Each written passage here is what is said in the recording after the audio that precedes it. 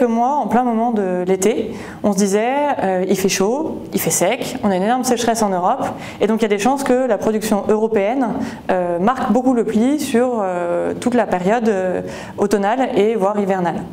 Maintenant que quelques mois ont passé et qu'on a les premières statistiques, on voit que ce n'est pas du tout le cas au niveau globalisé au niveau européen, puisque sur la production du mois de septembre, la production elle est relativement stable par rapport à l'an dernier. La France, qui est un pays dans lequel on a été quand même moins touché que d'autres au niveau européen par la sécheresse, la production est en fort repli.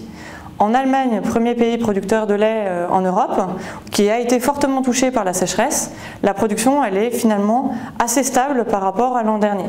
Et puis il y a d'autres pays qui ont été aussi fortement touchés par la sécheresse, comme la Pologne et l'Irlande, et dans ces pays-là, la production elle est en forte hausse. Beaucoup d'éleveurs ont mis en place des systèmes de ventilation pour pouvoir limiter l'impact des fortes températures, et donc on a une production qui se maintient.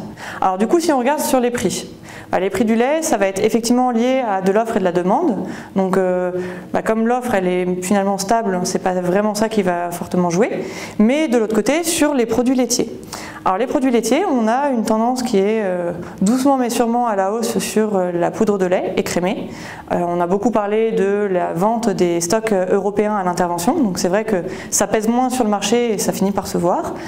Et puis sur la partie du beurre, alors le beurre, c'est pas que la production a fortement changé, mais il y a un intervenant très fort qui est la Nouvelle-Zélande. La Nouvelle-Zélande, c'est le premier pays exportateur au monde de beurre, et cette année, ils ont un pic laitier qui est tout à fait au rendez-vous, donc de la production de beurre, donc des exportations de beurre, et donc cette présence de l'exportateur qu'est la Nouvelle-Zélande fait que les prix chez eux ont baissé, et du coup, par répercussion, les prix chez nous aussi. Alors, les prix du beurre ont baissé, on reste quand même sur des niveaux autour des 4 400 € la tonne, ce qui est relativement élevé au vu de l'historique.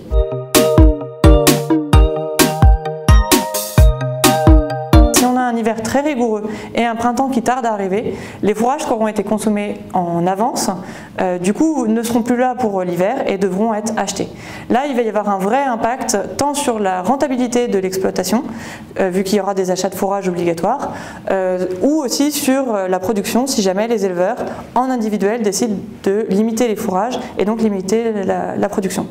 Donc là, sur la tendance à venir et les prochains mois, c'est la météo qui va en partie jouer. Et donc si on a un hiver rigoureux et une météo défavorable, ça combinera aussi pour aller vers une hausse des prix plus tard.